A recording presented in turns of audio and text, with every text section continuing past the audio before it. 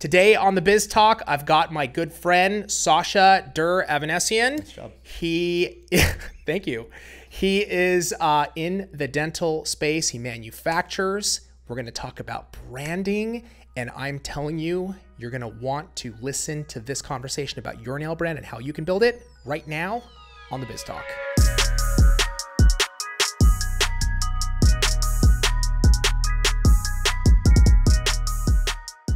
Sasha, we're at your beautiful location here in Brea, California. You have a very nice place, by the way. I say every time I come in, I say this. I'm like, dude, I love your conference room. So that's why we're shooting here today.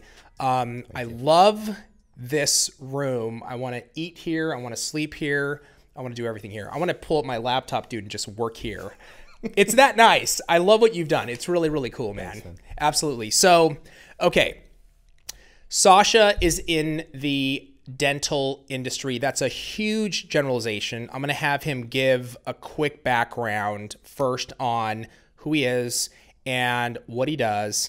And then I want to really get into, he's built a really successful business over the last, how many years? 15 now. 15 years. Very successful business. I really want Sasha to talk about his experience in building his business because that's important for nail professionals. You guys are nail entrepreneurs.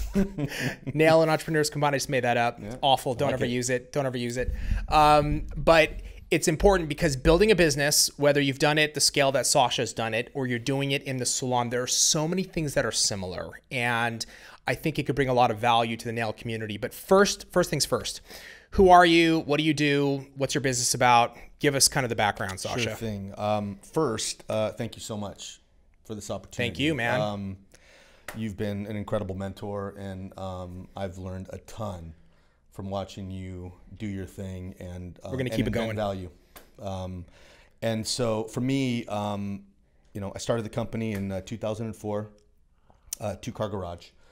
My dad actually made artificial teeth for a living. Nice. He owned a dental laboratory, and I grew up in the lab. And he told me that he made smiles. Yeah. And that's awesome, dude. That to me was very important because I understood it and I knew that that was something that I wanted to do. And so instead of going into the actual dental lab side, I decided to go on to the product side. Manufacturing.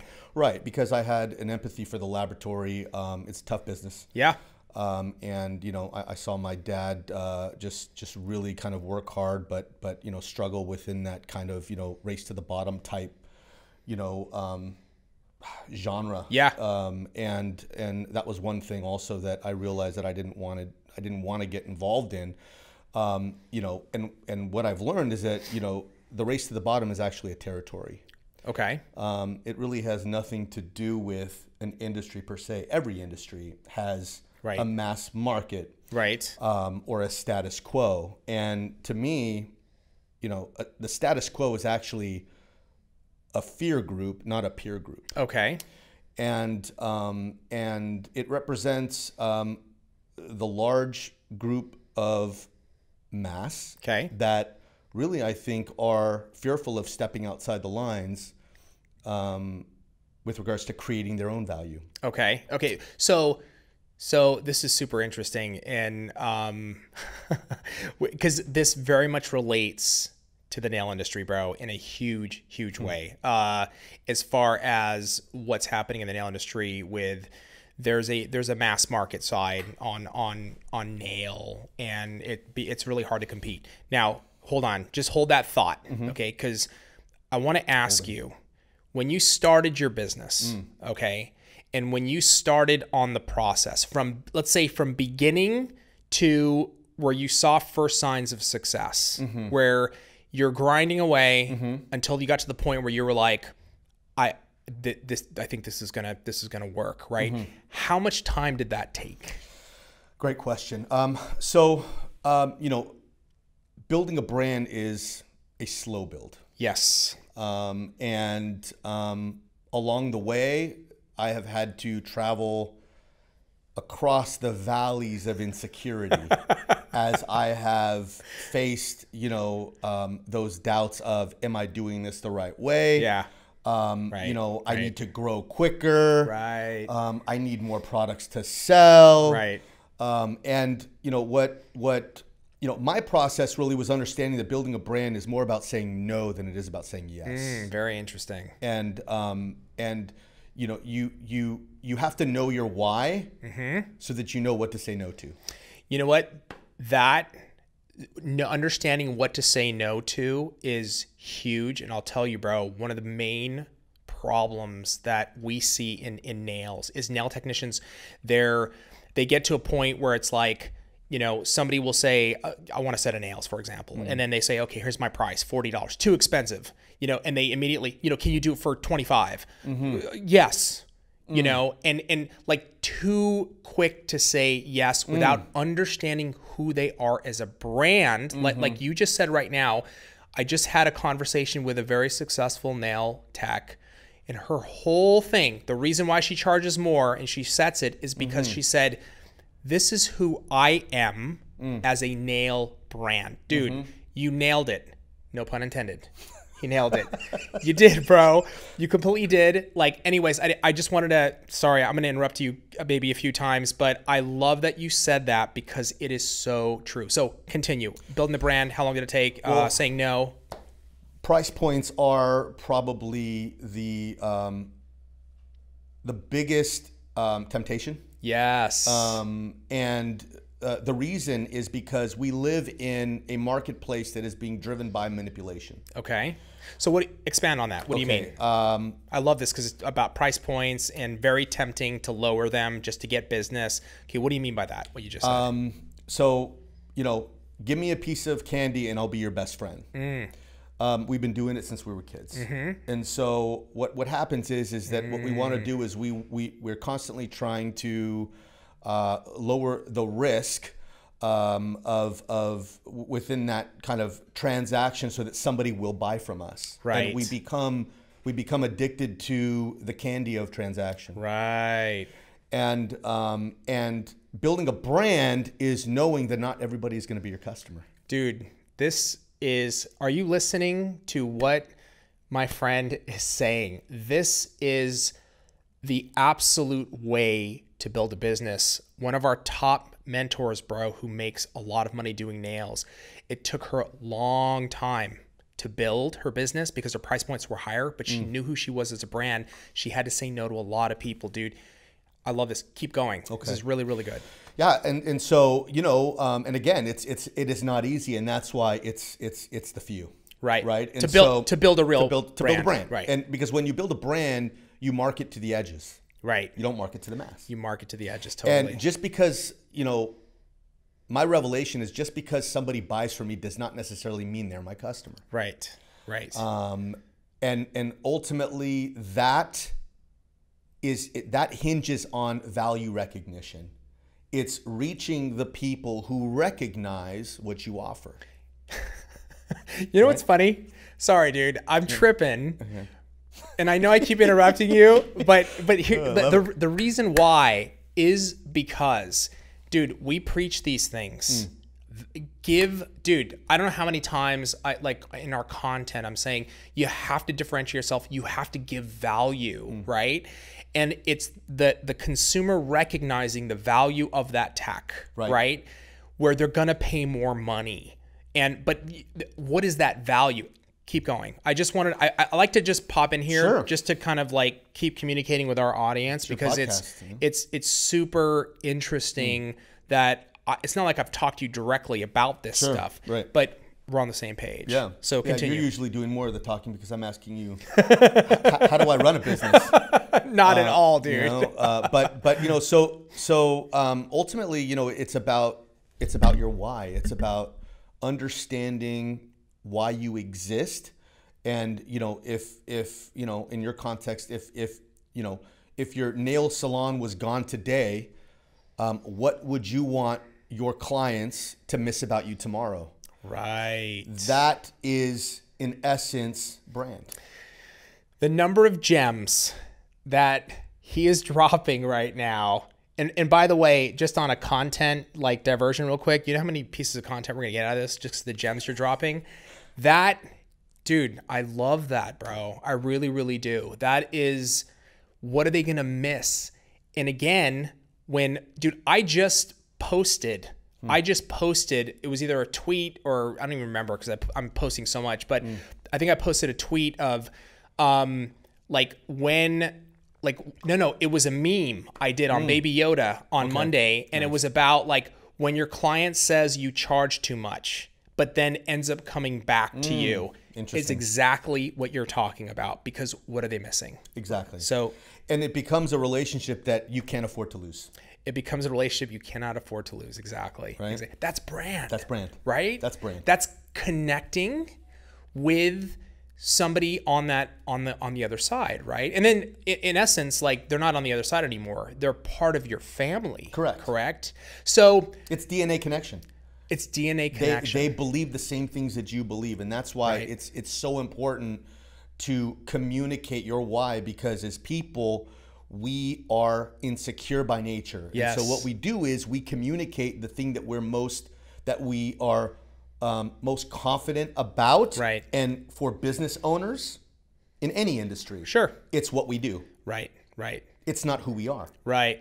And it's making that transition by understanding, number one, what you yourself are attracted to. Why are you attracted to brands? Right. Which brands are you attracted to and why? It's self-awareness. Yes, self-awareness.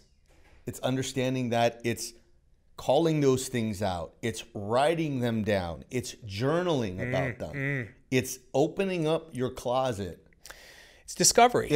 Right? It is discovery. So in this process, as you were building your company, was that something that you, from the beginning, from the get, that you were like, I need to discover who I am as a brand. Who are we? What is the why? Who am I going to say no to? Like, are all these things kind of, were you doing subconsciously, and then you later looked at it and said, oh, okay, that's how I built my company?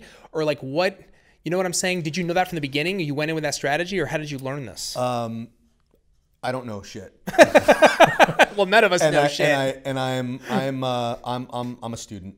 I'm not an expert, and so learning. Everything that I'm talking about now has been part of the journey. I'm probably much like any business, any of your audience. Yeah. You encounter a nugget of truth that sets you on a further discovery of that nugget. Right. And you want to know where it came from. And you keep going down the rabbit hole. And you find, and then you add, and next thing you know, you have formed a methodology that you stake your future on. Yeah. And I've always been kind of a brand enthusiast. Yeah. When I can answer your question, and this was really the extent of it. When I had the inception of the vision to start a dental laboratory products company, I knew the type of company I wanted to be. Okay. I knew the type of brand I wanted to be. Okay. But the only way that I could really kind of define it to myself was to put it into the context of a brand that I was attracted to. That's where you start, though, right? You got to start there. That's where I started. Yeah. And that was Mont Blanc. Love it. I wanted to be the Mont Blanc of dental laboratory products. Why? Because when most people actually don't buy a Mont Blanc pen to write with. Right. You're absolutely right. They usually receive a Mont Blanc pen as a gift. It's so true. It's right? so true. Yeah. And why? Why is it a gift? How do you make a pen a gift? Right. Papermate and Mont Blanc will write the same name. So then what's the difference? Right. That was where I started. That's so what I'm hearing is tons of curiosity. Tons. Like natural curiosity. That's the key there. Right. Curiosity is a great word to describe it. And then also truth. So like, I think curiosity and truth. So like, if you accept things for what they are, reality, which is a hard thing, and it takes people to be self-aware and to really kind of see things how they are. then what happens is your curiosity will start guiding you towards what's real, what's not. You'll start to, like, when mistakes happen or you make an error in this branding process, you will know, okay, I'm making an error here. You're not fooling yourself, but if you can be objective, about the truth and what's real, I think you're going to start to inch your way closer to where you want to be. But curiosity is such a huge thing, right? It's a huge thing, and I think that's really kind of the key word there. If you're not looking for something, you ain't gonna find it. That's right. Bottom line. Totally agree. And and for me, Habib, the it's always been the truth that reveals what is false. Right. Absolutely. Not the other way around. Right. And so, and obviously you do this real well with content management and, kind of throwing things up against the wall and then the things that stick. Yep. Right. They stick and they're called out and they're moved to another pile. Totally. Right. That's exactly right. You give them attention. And so it's the same thing with branding. And so, for me, it was really, that sense of discovery. And, the beautiful thing about building a brand is that you don't really need a ton of money to do it. Right. It's because the reason why it's a long build. And when I say long, it took me 8 years to reach $1 million in revenue. Right. Okay. Yeah. Well, that's a long companies that had started at the same time were probably doubling and tripling. My year over year, sales book. Right. But, like the classic saying, where are they now? Right, exactly. Right, where are they now? And so going back to the race to the bottom, right? The race to the bottom to me is a territory. It's a winding road downward where competitors are jostling for position, throwing elbows, and trying to manipulate the market, right? And, price focus too. Price focus, promo focus, whatever it is. There's an element of, like I love what you guys do, is that your modus operandi, your focus and the point of the arrow is providing value. Value, period. Being more valuable than what you do. Absolutely. Yep, 100%. Young Nails makes nail products. Right. How can we be more valuable than that? That is it right there. IT. That is it, bro.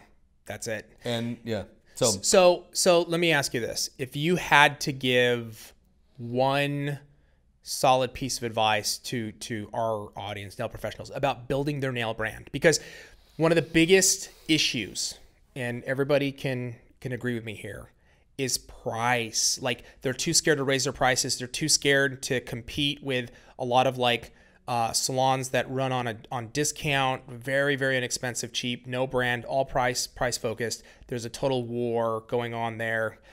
What's one piece of advice you can give to a nail professional that's maybe starting out or wants to make a change to build their nail brand? What, one piece of advice?